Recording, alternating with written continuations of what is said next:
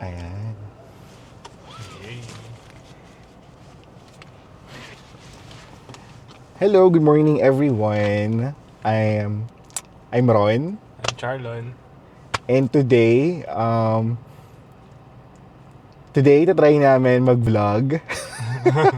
And well, just because So we're planning to go to Pampanga at mag-try ng mga must-try na resto. yes, we're around going to do a food crawl in Pampanga, and hopefully marami tayong mabisita today. And It's not just gonna be us, right? oh yes. So today pala we will be joined by the rest of the gang. Meron tayong makakasama today na tatlo pang people, tatlong tao. Tatlo naming barkada. And samahan nyo kami kasi isa-isa namin silang pipick up.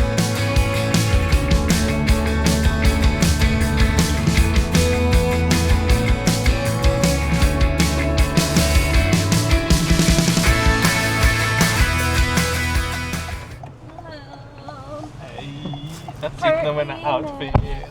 Ay, pak. As a schoolgirl. Yes. Hello. So ito naman daw siya. Hi.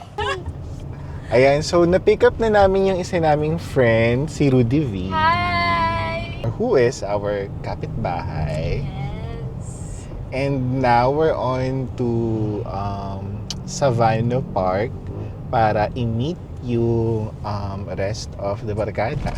Yes. Tapos girl, magkakabit din, magsiset up din tayo dito sa Kayo na lang. Okay na lang. Sige, pa-set upin natin. Sige. Kasi may tripod. Yeah, may tripod Kasi siya.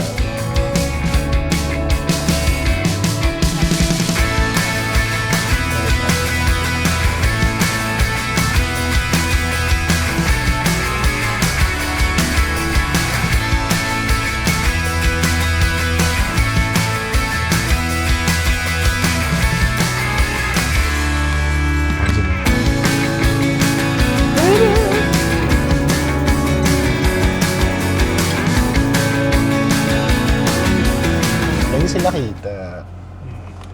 Saan naman? Set up ko daw Stop mo dito sa muna. loob. Okay. Sabi ko na nag-t-shirt ako. Ayan, hindi sila kita. Hindi ka masyadong... Pero alam mo, mag-video ka na to, sumalis na tayo. Hindi, mag-orient muna. Alright, so we're now complete. Nandito na kami sa Savano. Na-pick up na namin si Marjorie and Adrian. Eh! Eh naman dyan.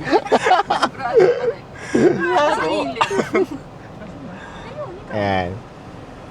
So now, we're ready to go. But before we go, magda-drive-thru muna tayo ng coffee. Kasi kailangan ng kape ng mga tito mo. Tapos, yun, diretso na tayo ng Pampanga. Alright, let's go!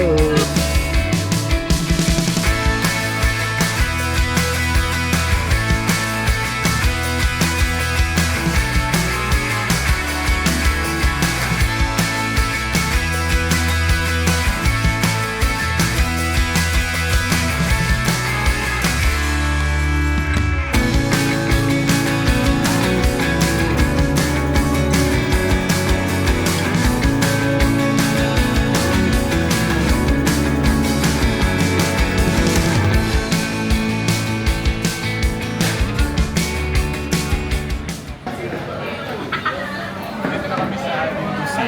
Currently, naka-pila. It's 1:25.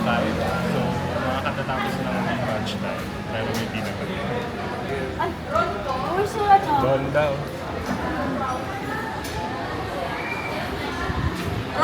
Yes po. Sige, thank you.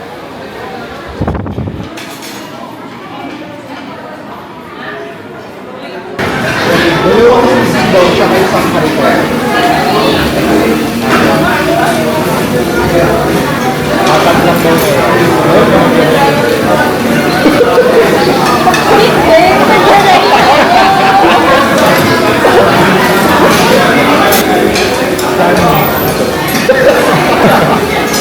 Ano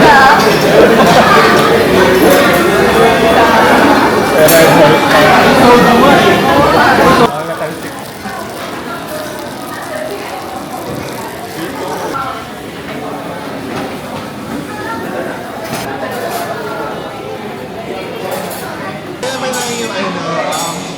ang yung experience? Mamaya na, after kumain. Practice lang. Okay.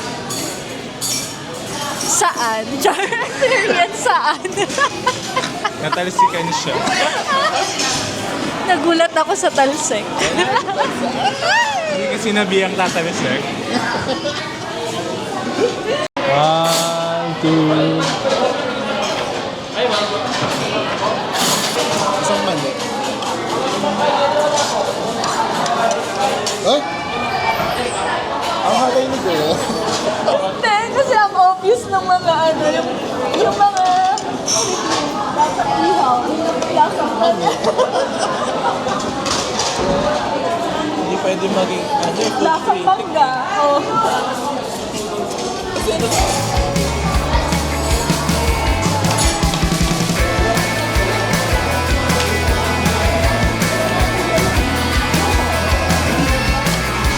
Yes. Kamusta naman po ang iyong experience? Pare, ano to? Nazareno. Gusto naman yung experience. sa Aling Lucina? Number 1.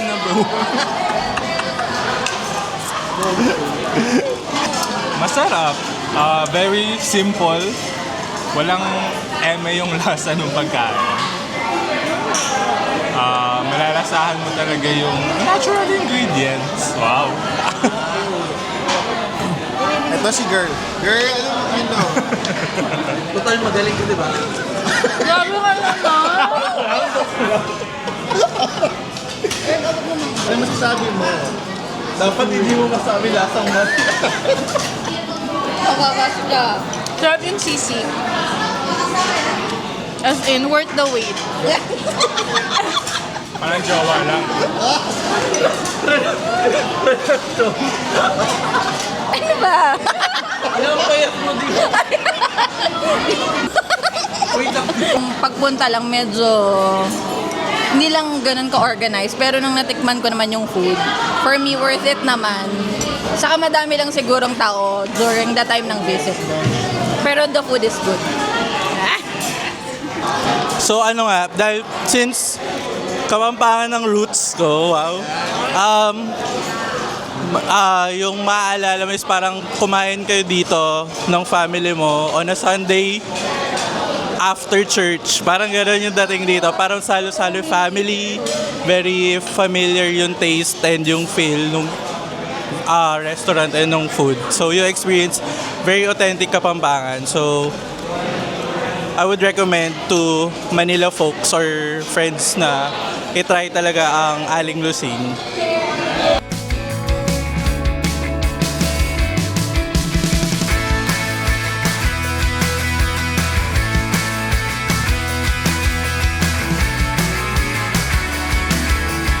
Hi guys!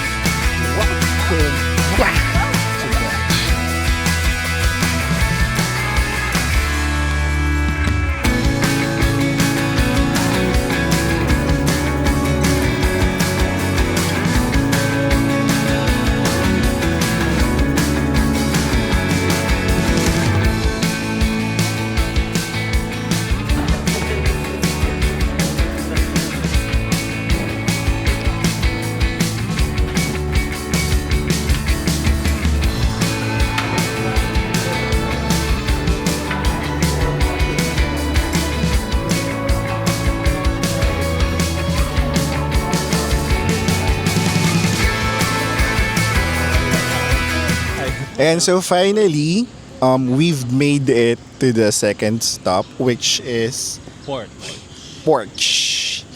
Dito sa Clark Parade Ground. Clark Parade Grounds. And as you can see, we are just chilling now because sobrang init and kailangan lang namin mag-cool down and mag-recharge ngayon. And this is the perfect spot to do that. Ayun. Pagagaling lang din natin sa Aling Lusing. Correct. Yung branch nila dito lang din. So naglakad lang kami going here. Ayun, so siguro dito na natin i-share yung yung purpose ng ating YouTube channel. And we are calling it the Early Retirement Project. Yan. ERP. ERP, yes. ERP. So care to share the details of the name of the channel? Ay, kayo na. To share. ikaw na may hawak. Ano ba? So naisip namin to habang nagkakape din isang gabi sa Quezon Ave. Dahil parang gusto lang namin i-try yung opportunity, diba? At saka gusto lang din namin siguro i-document yung mga ginagawa namin as matatagal nang magkakaibigan since college, and then to look back on these memories in the future. Parang yun nga, naisip namin na why not, i-video na lang din natin and i-upload, malay mo, may mga, diba, makarelate, may mga matutunan din kayo from us or ma-inspire, para ma-maintain yung mga long-term friendships. As Sherlyn mentioned, na we've been friends since college. So, roughly, nasa 16 years na kami magkakilala. So, yun. And I think the purpose of this content creation project namin, as we call it, early retirement projects, para since ginagawa na rin naman namin siya on a regular basis, siguro na lumalabas and nag-meet over coffee, over food. So para na din, share na din kung yun nga, how to maintain relationships and trying to navigate adulthood while working in corporate. So, yun. So, yun lang siguro muna yung masashare namin on this episode. So, more to come, I guess. And meron naman sasabihin sa susunod si Marjorie. Anong susunod? Ito pa din, yun pa din. Siguro naman sa akin, dahil nga ang tagal na naming magkakasama, I think then yung friendship namin, though it's not perfect, I think wala akong ma-remember na we did like yung mga typical na open forum or yung mga confrontation. Yes. Though we know, I know for myself na hindi din naman siya perfect, 'di ba? Pero during our happy days, yung majority naman, I think majority are happy days. I think madaming ma-inspire or maybe makaka-relate kasi ako na nandito sa friendship. So sobrang hindi ko man sinasabi like sa inyo guys na I really enjoy yung time natin together. Like parang walang problema. There are syempre ang dami din nating mga kanya-kanyang pinagdadaanan. And when I'm with you guys, parang alam mo yon, a breath of fresh air na hindi muna yung problema, parang yun nga, madalas tayong mag-look back ng mga experiences natin before and yung tawa natin, di ba? Parang yun nga, I think isa yun sa mga nakapagpaisip din sa atin na, di ba yung mga tawanan natin, parang I think other people would appreciate din, di ba? And mag-enjoy din sila na samahan tayo dun sa mga adventure natin. So, hopefully, mas madami pa tayong exciting adventures na ma-experience and ma-share din sa mga manonood sa atin, di ba? Or nakikinig. Yes, or makikinig sa amin and our upcoming podcast naman. Ang daming plano. Pero hopefully, di ba, we see good results in the coming months. And yun. For me, I think, early retirement project is, for us to go out of our comfort zone. Kasi, we are, very private people.